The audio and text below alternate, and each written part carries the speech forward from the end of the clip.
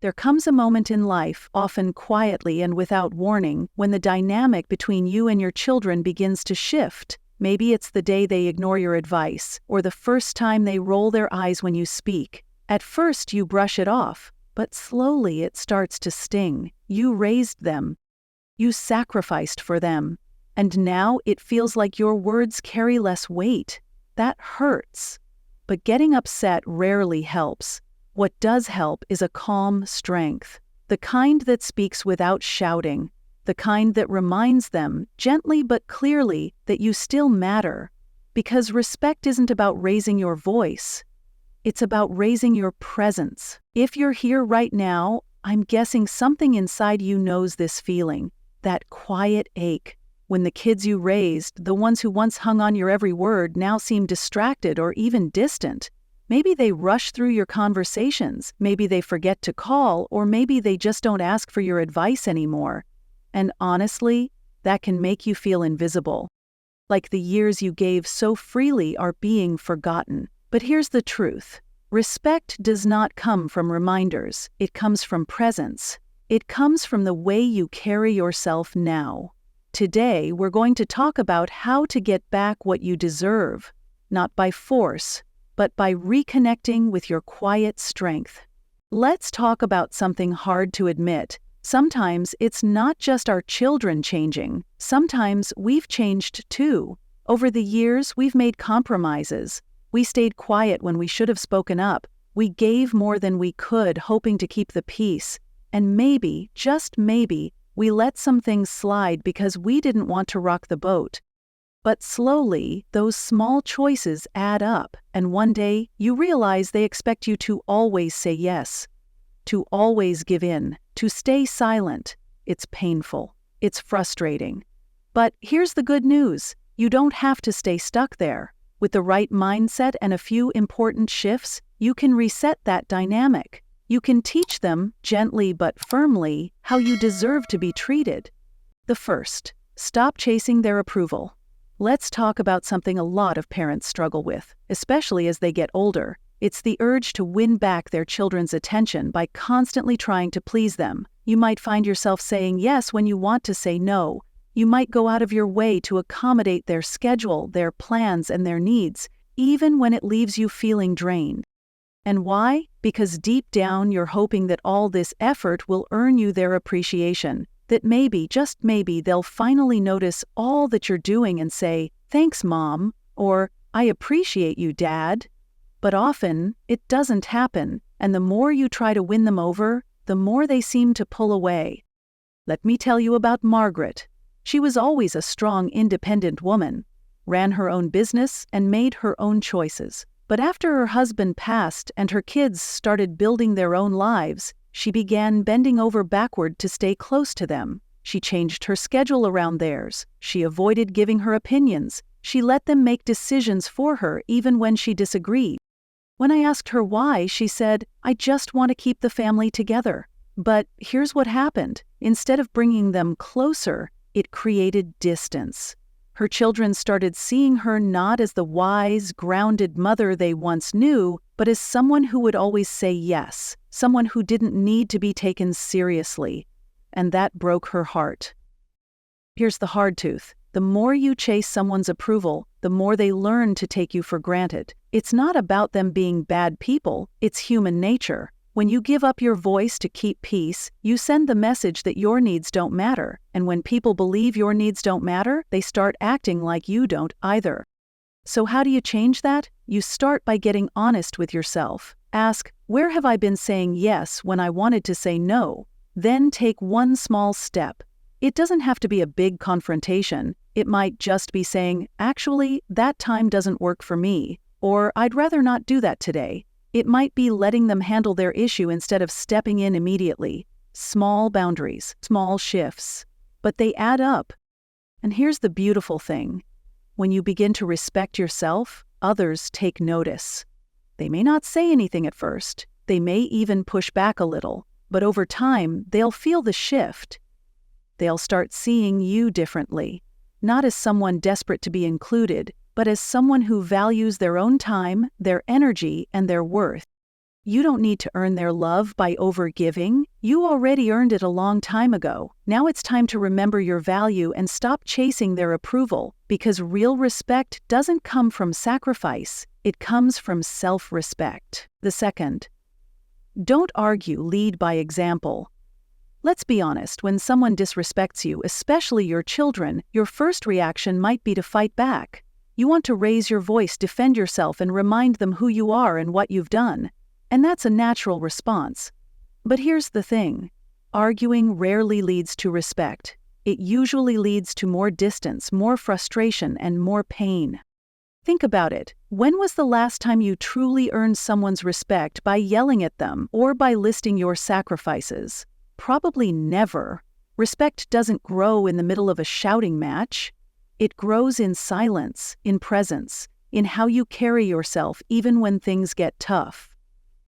Let me tell you about Frank. He was a retired high school teacher. For years he ran a classroom with authority, confidence, and care. But at home it was a different story. His adult children interrupted him, ignored his advice, and rolled their eyes when he tried to speak up. At first he did what many of us would do. He pushed back. He raised his voice. He tried to explain. He reminded them of everything he'd done for them. But nothing changed. If anything, it got worse.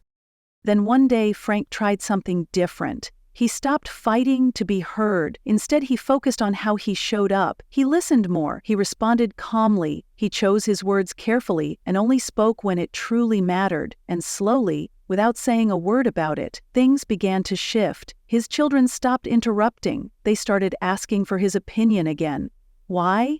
Because he led with calm confidence. He didn't argue for respect. He modeled it. That's the lesson here. People watch how you carry yourself. If you stay grounded, if you keep your dignity even when others lose theirs, it sends a powerful message. You are not someone to be dismissed. You are someone worth listening to. Now, this doesn't mean you let things slide or stay silent forever. It means you choose your moments. You wait until emotions have cooled. You speak calmly and from a place of self-respect. Sometimes, just saying, "I'll continue when I feel respected," is enough to shift the entire conversation. You don't need to defend your worth. You've already proven it through the life you've lived. What you need now is to stand in that worth without needing to explain it. When your children see that you are no longer trying to convince them, but instead just being who you are with quiet strength, they will take notice. So next time you're tempted to argue, take a breath. Let silence speak first. Then, when you do speak, let your words come from a place of confidence and clarity, because respect doesn't respond to noise. It responds to presence, and your presence, when grounded and clear, says more than any argument ever could. When you stop fighting to prove your point and instead start living from your point of strength, people will feel it, not because you shouted, but because you stood tall in your truth. That is the power of quiet leadership. The third, withdraw your emotional dependence. Let's talk about something hard to say out loud. Sometimes, without realizing it, we put too much emotional weight on our children. We look to them to make us feel needed. We wait for their calls, their visits, and their attention to feel like we still matter. And when those things don't come as often as we hope, it stings. It feels like rejection. But here's the thing. When your emotional well-being is tied to how often your children call or visit, it puts a lot of pressure on them. And instead of feeling drawn to you, they may start to feel obligated or even resentful. Helen was one of those parents. A loving mom, no doubt about it. She would text her kids every day, sometimes just to say good morning, sometimes just to check if they had eaten. She missed them constantly and felt a little hurt when they didn't respond right away. She thought she was just being caring, but her kids started pulling away. They saw her check-ins as pressure, not love. One day, Helen decided to do something different. She put down the phone. She joined a local community group that met on Thursdays. She started walking in the mornings with a neighbor. She took a painting class.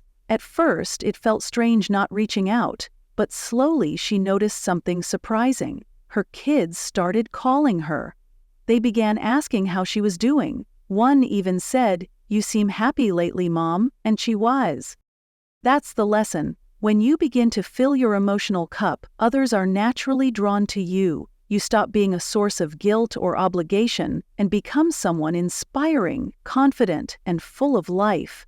Emotional independence is not about cutting ties. It is about not tying your happiness to their behavior.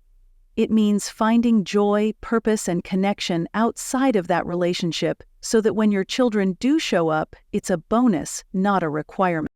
This doesn't mean you stop loving them, of course not. It just means you also love yourself enough to build a life that is fulfilling without waiting for their validation. And ironically, when you stop waiting for them to fill your cup, they often want to be around you more. So ask yourself honestly, am I depending on them to feel emotionally whole? If the answer is yes, that's okay, it's normal. But now is a good time to gently shift that pattern. Pick one thing this week that is just for you.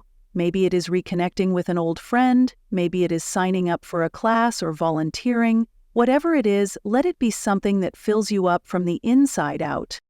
Because when you stand strong on your own 2 feet, when your life feels full and meaningful with or without them, that is when they will begin to respect your presence more deeply, not because you need them to, but because they want to. And that makes all the difference. The fourth, set boundaries and enforce them. Let's talk about something many parents avoid: boundaries. Setting boundaries with your children can feel uncomfortable. You love them, you want to be there for them, and you don't want to push them away. So you let little things slide. You let them speak to you in ways that don't sit right. You let them cancel plans, borrow things without asking, or talk over you during conversations. And after a while, those small things pile up. Before you know it, you're not being treated like the respected parent you once were. You're being treated like someone whose time and voice no longer matter. Robert knew that feeling all too well. He spent his career leading teams, making big decisions, and commanding respect. But when it came to his adult children, he often felt invisible. They interrupted him, dismissed his opinions, and even joked about his way of doing things. At first, he brushed it off, thinking they're just busy, or they don't mean any harm. But over time, it wore him down. One evening during a family dinner, his son cut him off mid-sentence. That was the moment Robert had had enough. He calmly put down his fork, looked his son in the eye, and said, "I'll continue when I feel respected." The room went quiet. No yelling, no guilt, just clarity. That moment changed everything. The truth is that people will treat you the way you allow them to. That includes your kids. Boundaries are not punishments, they are guidelines. They teach others how to treat you, and when done with love and consistency, they strengthen relationships, not damage them. So what does setting a boundary look like in real life? It could be saying, if you raise your voice, I'm going to step away from this conversation, or I'm happy to help, but only if I'm asked respectfully. Or even, I need you to call ahead before dropping by. These may seem small, but they set a tone. They show that your time, energy, and presence have value. Enforcing those boundaries is just as important, because if you set a boundary and then ignore it when it's crossed, the message gets lost. It tells others that your words do not carry weight. But when you stand by your boundaries with calm confidence, you begin to rebuild respect. You might meet resistance at first. That's normal. People do not like change, especially when it challenges a dynamic they've gotten used to. But consistency is key. Over time, your children will begin to understand that you are not doing this to create distance. You are doing it because you respect yourself. And when you respect yourself, others will start to follow your lead. So here's your challenge. Think of one boundary you've been afraid to set. Write it down, practice saying it out loud, and the next time the moment arises, speak it with kindness and certainty, not out of anger, but out of self-worth. Because healthy boundaries are not walls, they are doors.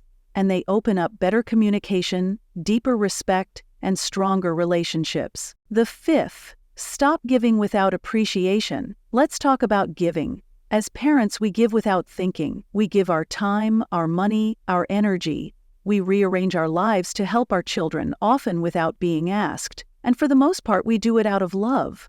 But what happens when that giving becomes expected? What happens when the thank yous stop coming and your help is taken for granted? That's exactly what happened to George. For years, he was the go-to person in his family. Need help moving? Call Dad. Need money for rent? Ask Dad. Need babysitting on short notice? He would drop everything and show up.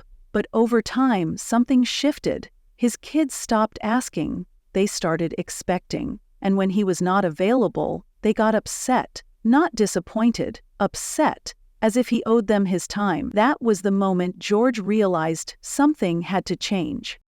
He decided to stop giving automatically, not to be spiteful, not to punish them, but to reset the relationship.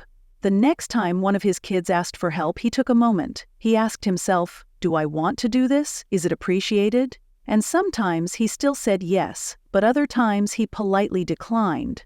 The first few times his children were confused, even frustrated, but eventually they started saying thank you again.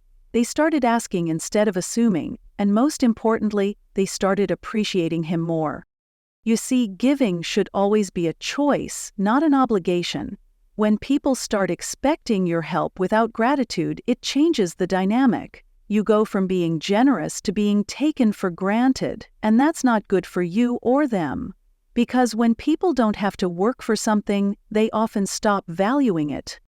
Now, this doesn't mean you stop helping your children altogether. It just means you pause. You check in with yourself first. You ask, is this something I want to give? Is this something they truly appreciate? And if the answer is yes, then give from a place of joy. But if the answer is no, it's okay to say, not this time. That simple pause can protect your peace and teach them an important lesson about gratitude. Your time, your effort, your kindness, those are valuable. You've spent years putting others first. But now, it's okay to put yourself on that list too. Because when you give only what you're willing to give freely, without resentment, the relationship becomes healthier. So here's your takeaway. The next time you're asked for something, pause, take a breath, ask yourself how it feels. And if it doesn't feel good, it's okay to say no, not out of anger, but out of self-respect. Because giving is beautiful, but giving without appreciation, that's exhausting, and you deserve better than that. Healthy giving comes from a place of abundance, not obligation. When you protect your energy and only give what feels right, you model self-worth. And that, in turn, teaches your children how to value you and themselves even more. The sixth, build a life outside of them. Let's talk about something that many parents struggle with, especially later in life. It is the idea that your life should still revolve entirely around your children. Now, when they were young, of course, they needed you. You were their everything. But now they are grown, and if you are still making them the center of your world, it may be time to pause and ask yourself, what about you? After her husband passed away, Eleanor poured all her energy into her kids. She called every day, offered constant advice, and tried to stay involved in every aspect of their lives. But something unexpected happened. Instead of drawing them closer, they pulled away. They stopped answering her calls as often, they made excuses to avoid long conversations, and Eleanor began to feel more lonely than ever. At first she blamed them. She thought they were being ungrateful or distant.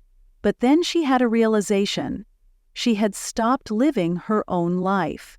She had stopped doing things just for her. So she made a decision. She joined a local book club. She started going on walks with a neighbor. She even took a watercolor painting class at the community center. Slowly, her world started to open up again. And something amazing happened. Her kids began calling more. They asked about her classes. They wanted to hear about the friends she was making. They even started stopping by more often, because now they were not just talking to their mom. They were talking to someone with stories, interests, with a full and vibrant life. Here is the truth. People are naturally drawn to those who are engaged with life. It is not about cutting your kids off. It is about making sure you are not cutting yourself off from your joy. When your whole identity is wrapped up in being a parent, it puts pressure on your children. It can feel heavy. But when you show up as someone who has her passions, her peace, and her sense of purpose, you become someone they enjoy being around, not someone they feel guilty for neglecting. So what can you do? Start by choosing one thing that brings you joy, something that is just for you. Maybe it is gardening, maybe it is a church group, maybe it is traveling, volunteering, or learning something new. Whatever it is, give yourself permission to invest in it. Because when your life is full, your energy changes, you feel more confident and more grounded, and that shift will ripple out to your relationships. Your children will see you not as someone waiting for their time, but as someone who is living fully, and that kind of presence invites respect. You spent years showing up for others. Now it is your turn. Build a life that feels meaningful to you, because a life well lived is not only a gift to yourself, it is an example your children will never forget. These 6 shifts we have talked about are more than just advice. They are a roadmap, a quiet guide back to the version of you that stood tall, spoke clearly, and moved through the world with dignity. You do not have to demand respect to get it. You just have to live in a way that naturally commands it. And that starts the moment you stop trying to control how your children treat you and instead focus on how you treat yourself. Let me be clear, this is not about being cold or distant. It is about being grounded. It is about showing up with grace and self-respect, even when others fall short. And over time, that energy changes everything. Your kids may not notice right away. They may not say, "Wow, mom is different lately," but they will feel it. They will sense the shift. Respect does not come from begging, it comes from becoming a person who honors their own time, their voice, and their worth. And when you do that, something powerful happens. Your children begin to adjust. They start listening more. They begin to follow your example, not because you told them to, but because you showed them how. That is the moment things begin to change for good. Let's bring it all together. You have spent years showing up for others, giving, guiding, and loving without limits, and somewhere along the way you may have forgotten just how powerful you truly are. This journey is not about changing your children, it is about reconnecting with yourself. Every shift we talked about, from setting boundaries to finding your joy again, is a way of saying, "I still matter," because you do. This is not about guilt, it is not about regret. It is about moving forward with clarity and strength. You are allowed to expect respect. You are allowed to live a life that feels fulfilling. And when you step into that mindset, something shifts. The people around you begin to see you differently. They start to show up with more care, not because you asked louder, but because you stood taller. That is the power of self-respect. Now, I would love to hear from you. Which of the 6 shifts spoke to you the most today? Leave a comment and let me know. Your story might help someone else feel less alone. And if this message helped you, go ahead and like the video, subscribe, and turn on notifications. We are building a community where your voice matters, so stick around. There is more to come, and I hope you will be here for it.